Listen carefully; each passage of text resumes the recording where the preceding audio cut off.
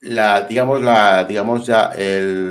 diferencia ya entre, digamos, lo que se puede conocer como la Edad Media, o sea, sobre el armamento, ¿no?, de la Edad Media, a partir, digamos, de que se puede decir, del siglo V, siglo VI, ya con las invasiones, digamos, del norte de Europa, o cuando, digamos, se podía separar, digamos, el tema romano del tema ya de Edad Media, ¿no? O sea, porque...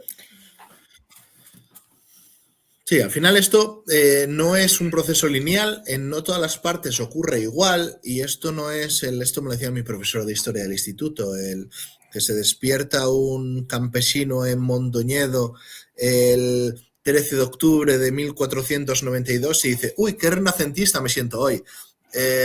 No es vale, acá hay Roma, y aquí empieza la Edad Media, o en el caso de España entran los musulmanes por el estrecho, llega la batalla de Guadalete, se empieza la Edad Media. En realidad es un proceso largo, es un proceso que dura varios siglos. En el caso del armamento, pues podemos hablar del armamento de migraciones, de todo este proceso de godificación a nivel militar, en el que, pues, que sí podemos hablar desde una romanización más o menos estandarizada a un proceso de migración de esos pueblos godos que va cambiando la forma de entender esto. Esto, pues, podremos estar hablando entre el siglo IV y VII tranquilamente, ¿vale? Que pues, coincide más o menos con la época de este tipo de pueblos, mientras que ya en el siglo VIII, que ya se empieza a sentar todo un poco, en el siglo VIII, pues aquí ya podemos estar hablando de ya al-Ándalus y el tema musulmán, y ahí un poco lo que empieza a marcar qué es lo bueno, el sello de calidad lo empieza a dar el Imperio Carolingio, que será el top de la tecnología, que será todos los ejércitos europeos y incluso los musulmanes peninsulares van a buscar imitar. Sería un poco como el Estados Unidos de los 90, que veíamos que luego que todos los ejércitos del mundo estaban imitando realmente al ejército de Estados Unidos, ¿no? Pues en este caso, pues sin una globalización evidentemente tan grande, pero sí que estamos buscando un caso de imitación, de réplica, de comercio, que buscan tener lo que tenía Francia, Alemania en ese momento. Entonces, digamos, a partir del siglo VIII, ¿no? Se empieza, digamos, a lo que nosotros actualmente conocemos como la Edad Media. ¿Cómo se forman los ejércitos entonces? ¿En qué eran por levas? Iba el señor del pueblo y decía, tú y tú, vente conmigo, deja la azada, te doy la y te vienes conmigo a la lucha, ¿o cómo estaba esto? ¿Cómo se formaban los ejércitos para luchar? ¿Qué manera había para luchar entonces a partir del siglo VIII, por ejemplo? Pues sí, básicamente sería un sistema de levas. Todavía no podemos hablar de una sociedad feudal propiamente dicha. Todavía tiene mucha parte de herencia de esa tardorromanidad o ese proceso bárbaro en el que también hablamos de monarquías selectivas, un sistema de poder que todavía ennoblece a ese héroe que realmente va a la guerra. Es decir, que estamos hablando de que un conde en esta época va a la guerra al frente de sus enemigos, al frente de sus soldados. No es ya como el conde del siglo XIII que él manda a los suyos a la guerra y él igual, pues como mucho, se queda en la parte de atrás mirando montado en el caballo, pero que ya no va a cargar, ¿no? Entonces, porque vemos realmente que nobles reyes morirán en batalla en estos tiempos. Y sí, llamarán a leva. En este momento, hasta el siglo X o así, no sabemos cuáles son los requisitos. Por ejemplo, pues en algunas partes de España sobre el siglo X ya se empieza a ver vale, se te llama leva si tienes que venir con al menos una lanza, un cuchillo y dos venablos. Por ejemplo, va a cambiar, ¿no? Según la zona, según el momento. Sí sabemos eso. Los siglos 8, 9, por ejemplo, en el caso peninsular, que estaríamos hablando de esa época del Reino de Asturias, ese inicio de la Reconquista, pues será bastante complicado. Por ejemplo, las primeras fases en las que solamente tendríamos una parte súper concreta del norte peninsular en la que casi no había acceso a hierro. O sea, tenemos ejemplos de carniceros que usaban cuchillos de sílex todavía. Y estamos hablando de un carnicero que es una persona que profesionalmente se dedica a cortar cosas. ¿Qué tendría más o menos todo el mundo en su casa y que si lo llaman a la guerra irían con ello? Sobre todo en Centro Europa, norte peninsular y demás. Un hacha. ¿Por qué? Porque para cortar la leña, para tener el fuego encendido, pues hay mucha cultura del hacha, que también con todo el tema del proceso de codificación se ve bastante, hasta el punto de que aquí en España a las hachas se les llamaba franciscas, porque eran muy típicas de los francos. Y sabemos que luego esto, pues dentro del aparato militar, se empieza a estandarizar y tenemos casos de albaranes de compra al Imperio Carolingio de 200, 300 hachas en un pedido para poder armar a lo mejor a sus tropas. Entonces el O hacha sea se que, convertirá, evidentemente la lanza sigue siendo la base del ejército, pero el hacha cogerá un punto bastante importante. o sea que digamos, había, digamos, intercambios comerciales con otros reinos, es decir, el reino asturiano, ¿no? Digamos, podría pedir armamento al carolingio, por ejemplo. O Sí, sea, siempre hubo cierta alianza, evidentemente el Imperio Carolingio y estos reinos del norte, o luego el de Navarra y demás. No se puede hablar en ningún momento que sean un estado satélite, cosa que sí serán, por ejemplo, la marca hispana, la marca hispánica, la marca de la zona de Cataluña, justamente los primeros intentos de entrada más allá de los Pirineos de los musulmanes. Eso sí podría ser un estado satélite del Imperio Carolingio, el de aquí de Asturias, por ejemplo, no. Pero sí que tenemos ejemplos de varios barcos a la semana, lo cual es algo de lo que se puede mostrar no solamente ya que se compren o se vendan cosas, sino que también estamos hablando de influencias en moda, de noticias, de política, de un montón de cosas a nivel social que van a afectar al cómo viste una persona, al tratamiento, yo qué sé, de que esa nobleza, que al principio podría ser más humilde, pueda tener acceso a sedas, o a tintes de otras partes que puedan elevar ese valor social de ese noble que ha vestido de colores bastante brillantes, porque nos tenemos que olvidar de que eso en la Edad Media la gente vestía de marrón y siempre estaba todo manchado de barro, ¿vale? Pero sí que afectaría mucho, vemos muchísimo comercio. O sea que había más comunicación de la que nos podemos pensar. Es decir, había más intercambio cultural de lo que realmente nos podemos pensar hoy en día, que era como que el reino asturiano estaba como enclavado en las montañas, aislado totalmente. O sea, realmente tenía contactos comerciales con otro tipo de territorios a nivel europeo, ¿no? O sea, es decir, Sí. Es que nos podemos ir al casi el neolítico, nos podemos ir a edad del bronce, a del hierro. El por qué el Astur se parece más muchas veces al inglés o al irlandés que al señor de Almería. Porque en realidad para un asturiano está mucho más cerca, por barco, llegar a las Islas Británicas, llegar a Francia, que cruzar toda la península andando, atravesando montañas. Estamos hablando de que uno puede ser a lo mejor pues 2 meses de viaje y el otro son 2 semanas. Entonces ya te cambia mucho y sobre todo pues esa parte norte fue lo que ayudó también en gran medida todo el acceso marítimo a que esto fuese evolucionando. Y eso lo vemos, por ejemplo, en el tema de las espadas, que al fin y al cabo es mi especialidad. Hay un ejemplo que siempre me ha hecho mucha gracia. Hay una espada que se llama la espada de Dublín. Estamos hablando de que en esa época, pues ya estamos hablando de vikingos, ¿no? Y los vikingos estaban invadiendo las Islas Británicas. Perfecto. Siempre, de hecho, a estas espadas comúnmente se les conoce como espadas vikingas. Pero en realidad los vikingos lo que hacían era o se las robaban a los continentales, al Imperio Carolingio, o las imitaban, muchas veces burdamente, de lo que eran las espadas carolingias. Hay una espada que es la espada de Dublín, que es una espada que si nos vamos a nivel académico sería la Petersen tipo M, es una espada bastante sencillita. Que bien la espada de Dublín, suena muy bien, pero es que si lo hubiesen excavado 20 años antes, porque esto, oye, los cavas en las Islas Británicas además es muy fácil que las cosas se conserven a nivel arqueológico, porque básicamente su suelo envasa al vacío, mientras que el nuestro para el metal lo corroe siempre un montón. Pues 20 años después se excava en Albacete una espada y se encuentra una espada que es igual, es la misma espada. De hecho, porque coincidió pues que el registro arqueológico 1 se metió antes, pero a la espada de Dublín hoy en día es que se le podría llamar la espada de Albacete, o en realidad la de Lietor, ¿vale? La espada de Lietor sería igual que la espada de Dublín.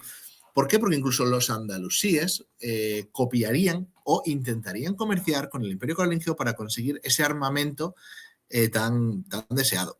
Tenemos un ejemplo muy chulo que además se ha notado mucho en el mundo de la recreación histórica. Por ejemplo, cuando yo empecé, hay unos, aparte de llevar espada, hay unos cuchillos que se llaman sacks. Se llaman sacks por los sajones, porque eran los cuchillos que llevan los sajones. Son los cuchillos que se utilizan en la guerra, que tienen una utilidad de, bueno, que lo llevas pues delante del torso, a la altura de la cintura y demás, y en caso de perder la espada, la lanza o lo que sea, pues bueno, tienes un segundo arma suplementario, ¿vale? Que a nivel cultural pues tendría su importancia también. Al principio se decía que solamente las culturas nórdicas lo llevarían. Luego se empieza a ver que las culturas carolingias. Luego de repente se empieza a excavar, en 2014 empiezan a aparecer esos cuchillos también en Asturias, en Cantabria han aparecido, en Palencia, y lo último que se ha encontrado, estamos hablando del año pasado, hace 2 años, se ha empezado a encontrar en Valencia, en Medina Zara, es decir, en zona claramente andalusí. Es decir, que vemos que los andalusíes también llevan cuchillos sajones. ¿Vale? Pero se creía que era solamente de unos y al final se ve que no, es que en toda Europa, y da igual que seas cristiano, pagano, musulmán, vas a llevar un armamento prácticamente igual.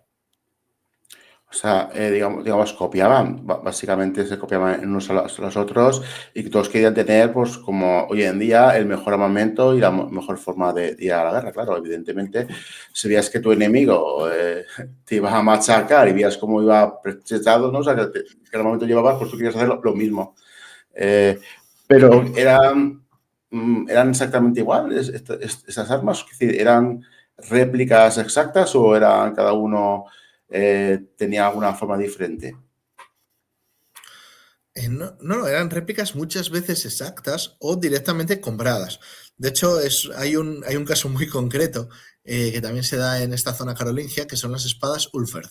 Ulferd se ve que era un señor, un armero, que firmaba sus espadas y escribía Ulferd. Esas espadas te las encuentras en Noruega, esas espadas te las encuentras en Italia, te las encuentras en Grecia y te las encuentras en Francia. Las encuentras en toda Europa. 300 años después de que el señor se haya muerto, se siguen haciendo espadas Ulferd.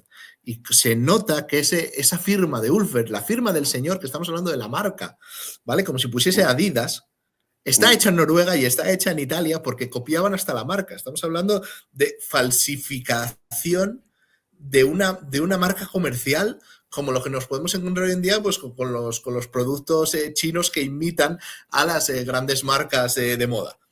¿No? Hay el Dolce & Gabbana, pero mal escrito, pues exactamente lo mismo, el Ulferd mal escrito.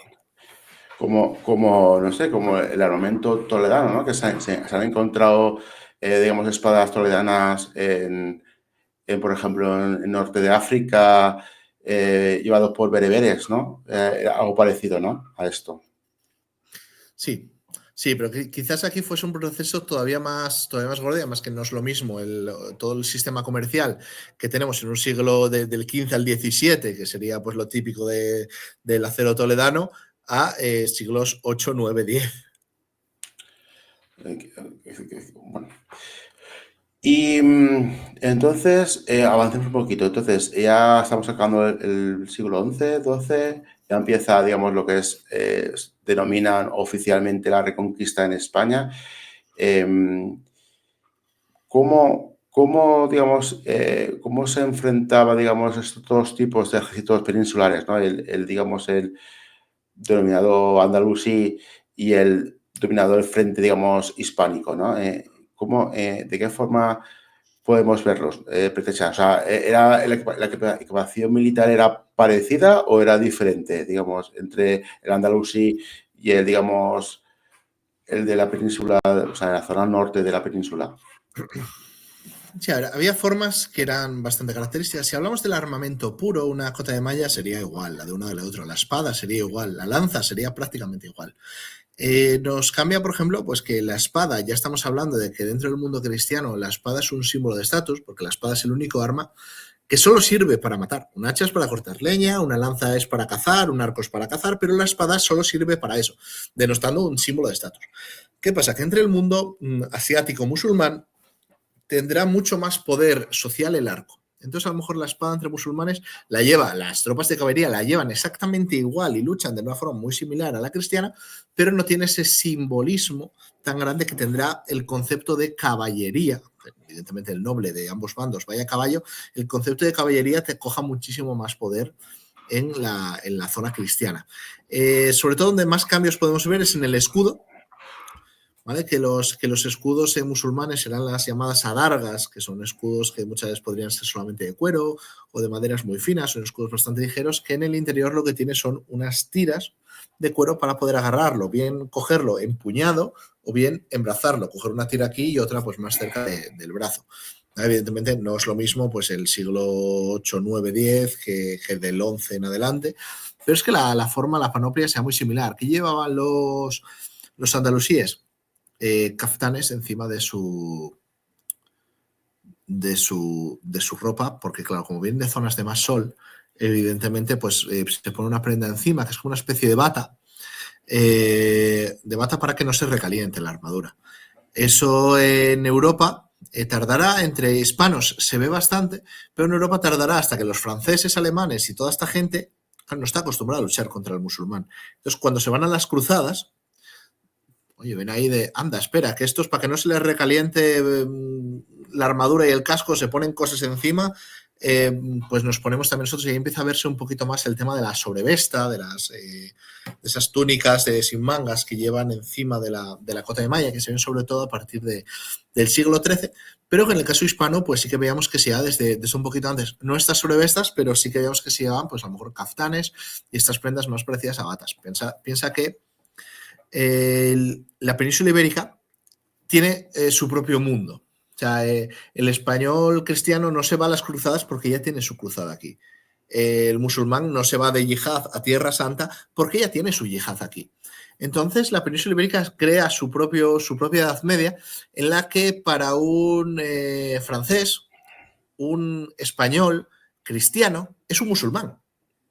Pero para un tío del norte de Egipto, ve a un andalusí y dice, este tío es cristiano. Porque se mezclaron de tal forma que era, pues hablamos, por ejemplo, ¿no? En tiempos del Cid, como un musulmán se aliaba con un cristiano para ir a por otro musulmán, o un musulmán y un cristiano iban a por otro cristiano, que en realidad el tema de religión también eran bastante laxos con muchas cosas, como por ejemplo lo de comer cerdo, beber alcohol y demás, que también aquí pues el mundo islámico iba un poco a su bola y por eso hay muchísimas reinvasiones islámicas de almohades, almorávides y demás, que lo que buscan es volver un poquito a la tradición. Tenemos el caso de Almanzor, bastante famoso, de cómo él dice que es esto de que cuando llega a la península, dice que es esto de que mis soldados no lleven turbante. Porque aquí no llevan turbante. Y llevan un gorrito muy simpático como el de David el Nomo, que se llama calamís. Y bueno, intentó prohibirlo y tal. ¿Y qué pasó? Que quemaron Medina Zara. O sea, casi reducen por un motín los soldados a cenizas hasta que llega un momento que Almanzor dice, bueno, mira, el gorro este no es tan importante, venga, podéis seguir con él. Y entonces ya pues se va un poquito a la guerra con los soldados vistiendo con ese gorrito. Pero al final el casco que llevarían debajo o la armadura que llevan, la espada que llevan, sería prácticamente la misma que la que vemos en el norte. O sea,